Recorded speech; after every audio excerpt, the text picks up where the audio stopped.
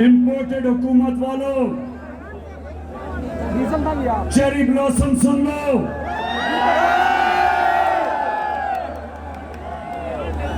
आसिफ जरदारी मुल्क की बीमारी सुन लो। फजलुर रहमान डीजल सुन लो कि हमारा जीना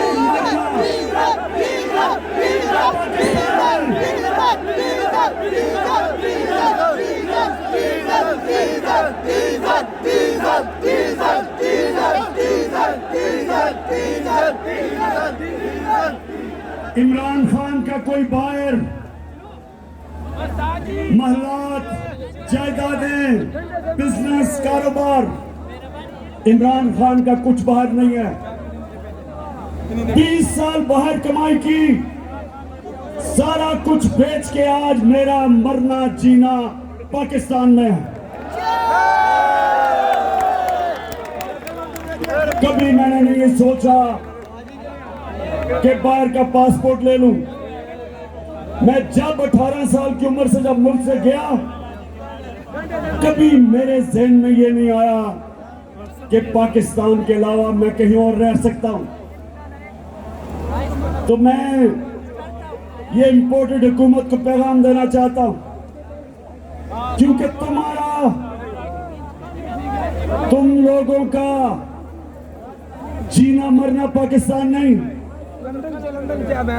नवाज शरीफ जैसे ही उसका एहतसाब शुरू होता है, मुल्क से बाहर भाग जाता है। मुशर्रफ के दौर में तुम दबा के बाहर सऊदी अरेबिया चला गया,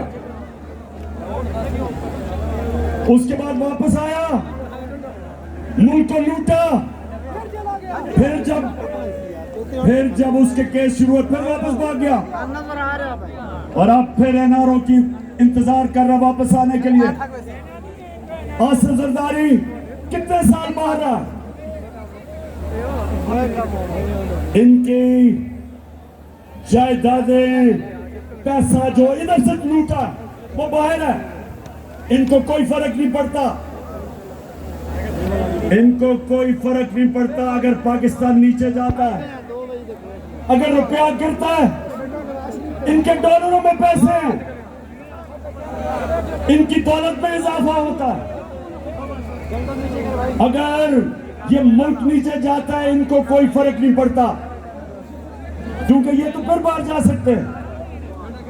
नवाज शरीफ के तो बेटे बाहर हैं, बरतानिया का पासपोर्ट लिया हुआ है, कहते हैं हम पाकिस्तान के शहरी नहीं।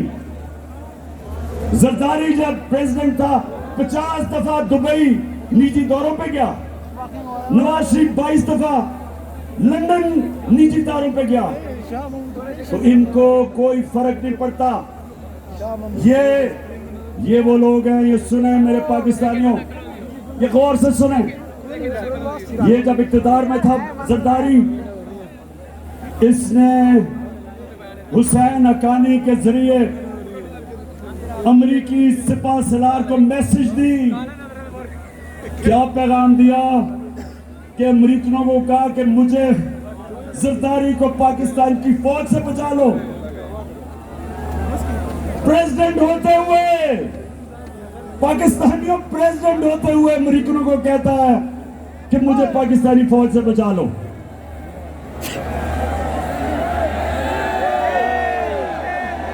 और दूसरी तरफ ये सुने जरा, दूसरी तरफ नवाज शरीफ ने हिंदुस्तान जब वो गया, हिंदुस्तान में उसने कश्मीरी हुर्रियत लीडर्स को नहीं मिला कि नरेंद्र मोदी नाराज ना हो जाए। और काठमांडू में जब छुप के सार की मीटिंग की नरेंद्र मोदी से, तो अपनी फौज से बच के की। कश्मीरियों पर वो जुल्म कर रहे थे, कश्मीरियों पर जुल्म कर रहे थे नरेंद्र मोदी की हुकूमत, और ये मोदी को घर के शादी पे बुला रहा था। तो हमें पाकिस्तानियों, हम जानते हैं इनका कोई फिक्र नहीं पड़ता अगर पाकिस्तान नीचे जाता है। इसलिए जब मैंने फैसला किया कि मैं धरना नहीं दूंगा, वो इसलिए किया कि हमारा जीना मरना पाकिस्तान में है। हमारी फौज, हमें जरूरत है एक ताकतवर फौज की, इस मुल्क की जरूरत है। और हमें पुलिस, अगर पुलिस ने जो जुल्म किया, वो सारी पुलिस वैसी नहीं है, और इसके ऊपर भी मैं बाद में बात करूंगा। लेकिन मुझे ये पता था कि अगर मैं उस दिन धरना दे देता तो मुल्क में इंतशार होना था और फायदा सिर्फ चोरों को होना था। लेकिन पाकिस्तानियों, आज नौजवानों, खास तौर पे आज आपने बात सुनी है, मैंने इसलिए आज आप सबको यह दावत दी कि मैं ये साबित करना चाहता था कि अगर ये 25 को जुल्म ना करते, पुलिस छापे ना मारती, टेयर गैसिंग ना करती, रास्ते ना रोकती, तो इसी तरह अवाम का समुंदर आना था इस्लामाबाद। और अवाम के समुंदर ने सिर्फ एक चीज कहनी थी, उन्होंने सिर्फ एक नारा लगाना था, इंपोर्टेड हुकूमत नामंजूर। क्योंकि कौम ना ये अमेरिका की साजिश तस्लीम करती है और ना इन डाकुओं को जो 30 साल इस मुल्क का पैसा लूट रहे, ना उनको तस्लीम करती है।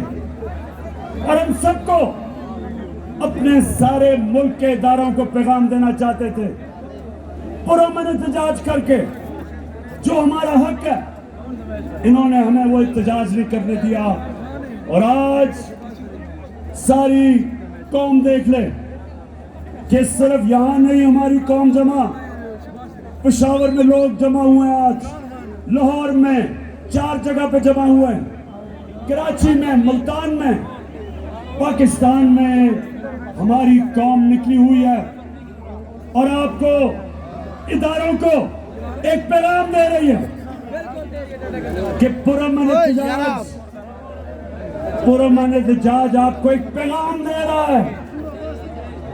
अभी भी वक्त है कि इन चोरों से इस मुल्क को बचा लो, कि हम सबके हाथ से गेम ना निकल जाए। चाहो भी नहीं तो नहीं रोक सकोगे। और तो पाकिस्तानियों, दूसरी चीज मैं आज आपको कहने आया था। देखिए पाकिस्तानियों, गौर से मेरी बात सुनना, क्योंकि मैं पाकिस्तान के साथ पढ़ा हुआ हूं। मेरे माँ बाप एक गुलाम मुल्क में पैदा हुए थे, हिंदुस्तान में अंग्रेजों की गुलामी थी। हमेशा उन्होंने मुझे बताया कि तुम कितने खुशकिस्मत हो कि तुम एक आजाद मुल्क में पैदा हुए। तुम मेरे नौजवानों, सबसे पहले मुझे आपको ये समझाना है कि क्यों हमें आजादी चाहिए थी अंग्रेज से, क्यों कायदे आजम ने क्यों जद्दोजहद की थी एक आजाद मुल्क के लिए। क्योंकि अंग्रेज के जमाने में तो बेहतर कानून चलता था, निजाम बेहतर चलता था। हमारे बड़े बताते हैं चोरी कम थी, कानून की बालादस्ती थी, बेहतर थी। तो क्यों हमने आजादी मांगी? हमने आजादी, सुन लो पाकिस्तानियों, हमने इसलिए मांगी कि हमारा अल्लाह से दावा है कि ला इलाहा इल्लल्लाह, ये हमारा अल्लाह से दावा है कि अल्लाह तेरे सिवा हम किसी के सामने नहीं सर झुकाते। इलामा इकबाल ने, जो शाहीन, इकबाल का शाहीन क्या था? इकबाल का शाहीन था जो जंजीरें तोड़ के ऊपर चला जाता था, परवाज ऊपर थी।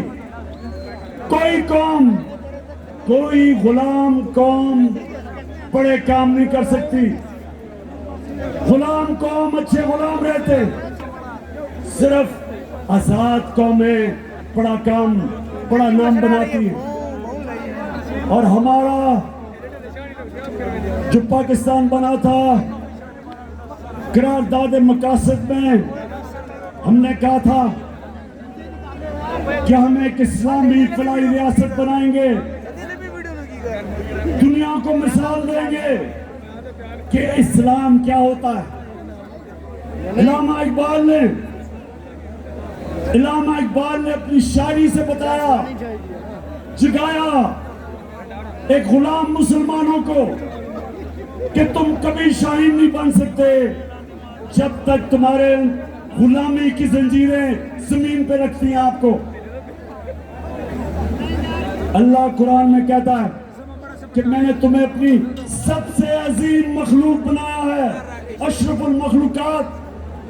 और जब इंसान परवाज करता है, फरिश्तों से ऊपर चला जाता है। शैतान को कहा कि आदम के सामने झुको, क्योंकि इसमें बड़ी सलाहियतें हैं। लेकिन कुरान ये भी कहती है कि जब एक इंसान गिरता है तो जानवरों से भी नीचे चला जाता है। मौलाना रूमी ने जो कहा कि जब अल्लाह ने तुम्हें पर दिए, क्यों चूंटियों की तरह रेंग रहे हो जमीन पे, तो ला इलाहा इल्लल्लाह जंजीरें तोड़ देता है, इंसान को ऊपर ले जाता है, छोटे इंसान को बड़ा इंसान बना देता है, इंसान में गैरत दे देता है। इंसान में गैरत आ जाती है जब वो कहता है कि अल्लाह तेरे सिवा मैं किसी के सामने नहीं झुकूंगा।